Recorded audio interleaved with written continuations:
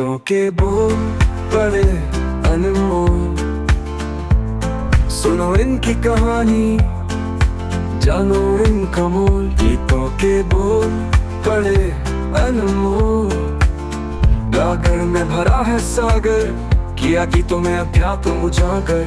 गीतों के बोल बड़े अनमोल। गीतों के बोल बड़े अनमोल।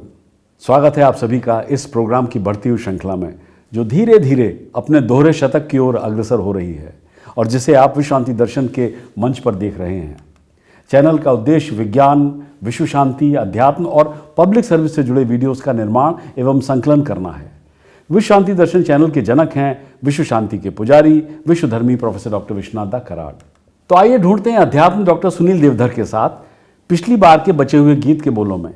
गीत फिल्म दिल एक मंदिर का टाइटल सॉन्ग है, जिसे लिखा है हसरत जयपुरी ने। गीत को एपिसोड के लिए गाया है ज्ञानेश पेंढारकर जी ने। डॉक्टर देवधर के साथ मौजूद हैं गौरी श्रीवास्तव, और चर्चा के बाद मैं आपसे फिर मुखातिब होऊंगा और हजरत जयपुरी के गीतों के विषय में आपको जानकारी दूंगा। आप देख रहे हैं गीतों के बोल बड़े अनमोल। गीतों के बोल बड़े अनमोल। नमस्कार, स्वागत है आपका विश्व शांति दर्शन चैनल पर। आप देख रहे हैं गीतों के बोल बड़े अनमोल। किसी ने कहा है, When someone you love becomes a memory, that memory becomes a treasure। और इस कीमती ट्रेजर को मौत भी हाथ नहीं लगा सकती। हमारा आज का गीत इसी विषय से जुड़ा है। आज का गीत है दिल एक मंदिर। यह गीत मूवी दिल एक मंदिर से है, जो 1963 में रिलीज हुई थी। हमेशा की तरह हमारे साथ आज भी मौजूद है डॉक्टर सुनील देवधर जी। नमस्ते सुनील जी। नमस्ते। स्वागत है आपका विश्व शांति दर्शन चैनल पर। धन्यवाद। हमारा ये प्रोग्राम सुनील जी की पुस्तक बड़े अनमोल गीतों के बोल पर आधारित है। तो चलिए सुनते हैं आज का गीत। हम यादों के फूल चढ़ाए और आंसू के दीप जलाए। हम यादों के फूल चढ़ाए और आंसू के दीप जलाए। सांसों का हर तार पुकारे, ये प्रेम नगर है। सांसों का हर तार पुकारे, ये प्रेम नगर है। दिल एक मंदिर है, दिल एक मंदिर है।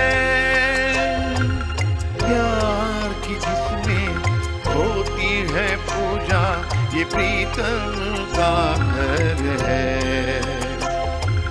दिल एक मंदिर है, दिल एक मंदिर है। हम यादों के फूल चढ़ाएं जी। और आंसू के दीप जलाएं। सांसों का हर तार पुकारे, यह प्रेम नगर है। जी। सुनील जी, इन पंक्तियों को थोड़ा सा और समझाइए प्लीज। यादों में ऐसी क्या बात है, ऐसा कौन सा जादू छिपा है जो किसी की मेमोरीज उनको अमर बना देती हैं? इतनी लंबी चर्चा जो अभी हमारी हुई है, उसमें यही बात है कि स्मृति किसी की संपत्ति हो जाती है। और इसलिए कवि ये कहता है कि जो तुम्हारे विस्मरण की बात है, वो हमारे संस्मरण की बात है। यानी ये एक प्रकार से आपके चरित्र की व्याख्या करता है। जो तुम्हारे विस्मरण की बात है, वो हमारे संस्मरण की बात है। तुम हमें भूले, हम न भूले, अपने अपने आचरण की बात है। तो स्मृति जब संपत्ति बन जाती है और जब अश्रु के पुष्प बनते हैं, तो वो बेशकीमती होते हैं।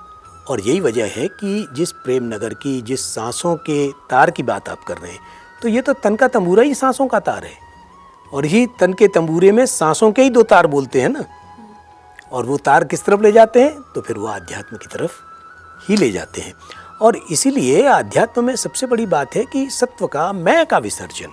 तो कबीर कहता है ना कि प्रेम न बाड़ी उपजे, प्रेम न हाट बिकाए, और प्रेम गली अति सांकरी, जा में दो न समाए। तो ये दो कौन है? ये दो हैं अपने होने का, यानी मैं। और इसीलिए वो गालिब ने कहा ना, न होता मैं तो खुदा होता। आपका अहम जब खत्म हो जाता है, ये मैं की जो बात होती है ना, तो इसलिए एक परंपरा भी थी आकाशवाणी में। आप ये देखिए कि कभी नहीं कहा जाता था मैं, हम आकाशवाणी से बोल रहे हैं। हम में एक मिला जुला तत्व है, वो राजकुमार का हम नहीं है जिसमें एक राजसी वो था उनके। ये हम है जहाँ मैं विसर्जित हो जाता है, अकेलापन नहीं, दोनों का। तो इसी हम के कारण जो अहम विसर्जित होता है, जिसमें मैं खत्म हो जाता है, तो फिर आप ईश्वर के अधिक निकट चले जाते हो। इसीलिए कबीर ने ये कहा कि प्रेम गलियती साकरी जामे दोनों समाए, या गालिब ने कहा कि जब मैं था तब तू नाही, अब तू है मैं नाही। वही प्रकारांतर से गालिब ने कह दिया, न होता मैं तो खुदा होता। हाँ, ऐसा कुछ मैंने भी पढ़ा है। ईगो का फुल फॉर्म पढ़ा था मैंने जी। एजिंग गॉड आउट, जब अपने मन से भगवान को हटा दें आप। ये शब्दों का ही चमत्कार है, ये बनाए जाते हैं इस तरह से। और ये बात सही है कि अर्थ तो देते ही हैं, और अर्थ यही दे रहे हैं सब। जो गालिब कह रहा है, जो कबीर कह रहा है, जो रहीम ने कहा है, सब ने कहा वही है। और ईश्वर के प्रति समर्पण का ही भाव है। मराठी में भी कहा गया है ना कि हळू हळू सरते मी पण माझे, दत्त दिगंबर दैवत माझे। तो यानी जब मेरापन धीरे धीरे समाप्त होने लगता है, तब उस दत्त दिगंबर के दर्शन होते हैं। जी धन्यवाद सुनील जी। कहते हैं grief and love are conjoined, you cannot have one without the other. But किसी को अपनी यादों में अमर रखना अपने आप में ही एक अलग किस्म का जादू है। We all have to leave this life at some point, but if we can live on forever through the memories of others, उससे और क्या चाहिए हमको, उससे ज़्यादा। फिर मिलेंगे अगली बार। देखते रहिए गीतों के बोल बड़े अनमोल। गीतों के बोल बड़े अनमोल। Welcome back. जैसा कि मैंने आपको पिछली बार बताया था कि हजरत जयपुरी का पहला रिकॉर्ड किया गया गाना फिल्म बरसात के लिए जिया बेकरार है छाई बहार है वो था, जिसे शंकर ने संगीत दिया था। उनका दूसरा गीत छोड़ गए बालम था, जिसे जयकिशन ने कंपोज किया था। हजरत जयपुरी ने हिंदी फिल्मों में कई तरह के गीत लिखे, जिनमें प्रेम गीत, हास्य गीत, दार्शनिक गीत, उम्मीद के गीत और सपनों के गीत शामिल हैं। उनका लिखा राज कपूर की फिल्म श्री 420 का हास्य गीत अपने दौर में काफ़ी पॉपुलर हुआ, जिसे लोग आज तक भूले नहीं हैं। बीचक दाना दाने ऊपर दाना, बीचक दाना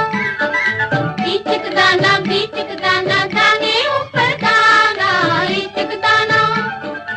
उन्हें रोमांस के क्षेत्र में महारत हासिल थी, जिसके कारण वे रोमांटिक गानों के लिए पसंदीदा गीतकार बन गए थे। हजरत जयपुरी एक बहुमुखी गीतकार थे, जिन्होंने आनंद मिलिन, नदीम श्रवण और जतिन ललित सहित कई संगीत निर्देशकों के साथ काम किया। उन्होंने बड़ी और छोटी दोनों तरह की फिल्मों के लिए गीत लिखे। संगीतकार गायक शेखर सेन द्वारा साझा किया गया एक किस्सा हजरत जयपुरी की अपनी कला के प्रति कमिटमेंट के स्तर को दर्शाता है। क्या था किस्सा? शेखर सेन को एक छोटे बजट की फिल्म के लिए संगीत तैयार करने के लिए एंगेज किया गया था। उन्होंने हजरत जयपुरी को गीत लिखने के लिए आमंत्रित किया। तय दिन जब उन्हें पहले गीत का मुखड़ा जमा करना था, तो हजरत जयपुरी ने शेखर सेन को कागज़ के कुछ पन्ने थमा दिए। शेखर उलझन में पड़ गए। हजरत साहब, मुझे आज सिर्फ मुखड़ा चाहिए था, आप मुझे इतने सारे मुखड़े क्यों दे रहे हैं? तब हजरत जयपुरी ने जवाब दिया, ये सभी एक ही गीत के मुखड़े हैं, आप अपनी पसंद का मुखड़ा चुन सकते हैं। शेखर हैरान रह गए और बोले, हजरत साहब, ये एक छोटी सी फिल्म है, लो बजट की है और आपको बहुत कम पैसे मिलेंगे, सिर्फ एक मुखड़े के लिए इतनी मेहनत क्यों? तब हजरत जयपुरी ने कहा, शेखर, मेरी उम्र में आप कभी नहीं जान सकते कि कब क्या हो जाए।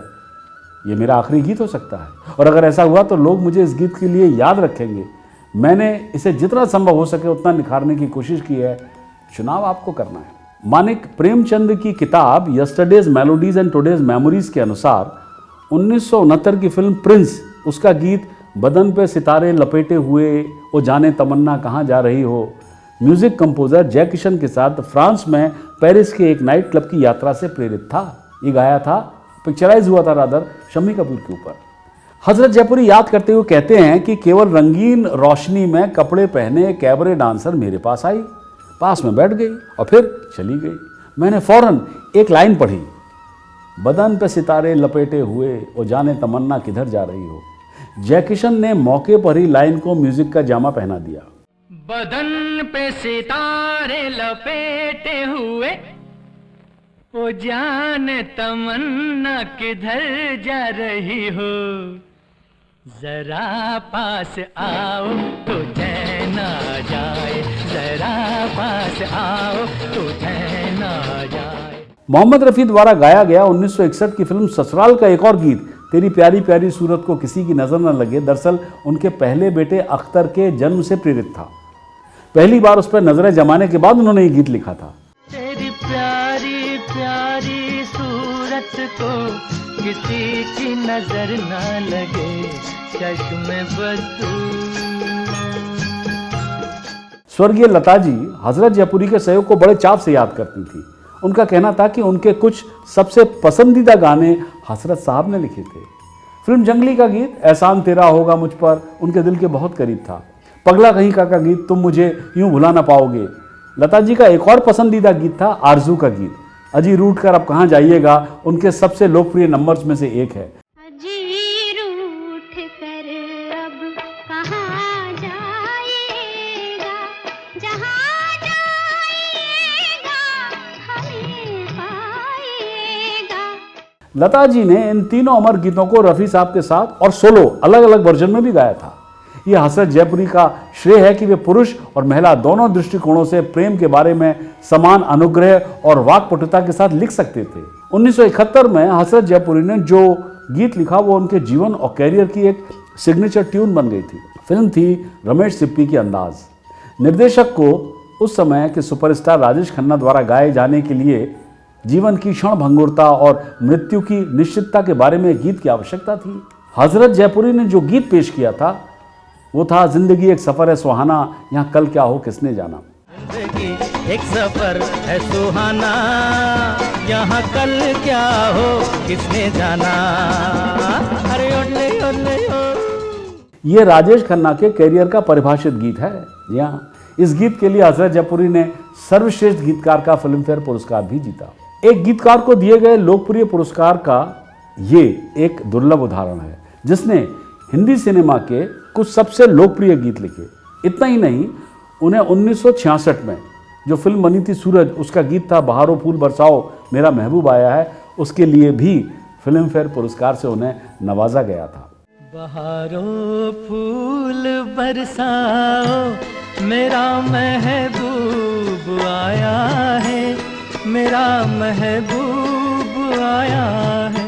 विपुल गीतकार हजरत जयपुरी राज कपूर की स्टार म्यूजिक टीम का हिस्सा थे जिसमें संगीतकार शंकर जयकिशन और गीतकार शैलेंद्र शामिल थे और इन सब ने राज कपूर की फिल्मों के लिए जादू पैदा किया था। उन्होंने 1971 तक इकाई के रूप में इन सब ने एक साथ काम किया। शैलेंद्र के निधन के 5 साल बाद जयकिशन की असामयिक मृत्यु हो गई और ये स्टार टीम बिखर गई। 350 से अधिक फिल्मों में लगभग 2000 गीतों के साथ हजरत जयपुरी ने हिंदी फिल्म संगीत में काफ़ी नाम कमाया और फिर सितंबर 1999 में एक लंबी बीमारी के बाद उनका निधन हो गया। तो ये थी दास्तान हजरत जयपुरी की और उनके लिखे हुए कुछ गीतों की। अगली बार ढूंढेंगे अध्यात्म डॉक्टर सुनील देवधर की मदद से फिल्म सिंदूर के गीत में, जिसके बोल हैं पतझड़ सावन, गीतकार हैं आनंद बख्शी। हर मौसम बदलता है तो क्या बदलते हुए मौसम की तुलना प्यार से करना सही है? मौसम आते जाते हैं और उसके अनुसार ही प्रकृति के सारे कार्य और व्यवहार चलते हैं और जब इस तरह का वातावरण बनता है तो हमारे अपने स्वभाव में भी एक परिवर्तन होते हैं। सब्सक्राइब कीजिए, साझा कीजिए और देखते रहिए गीतों के बोल बड़े अनमोल, ओनली ऑन विश्व शांति दर्शन। के बोल बड़े अनमोल, सुनो इनकी कहानी जनम का मोल, हमारे साथ के चलते जैसे साया है, गीतों में छुपा जीवन यही सच्चा काया है।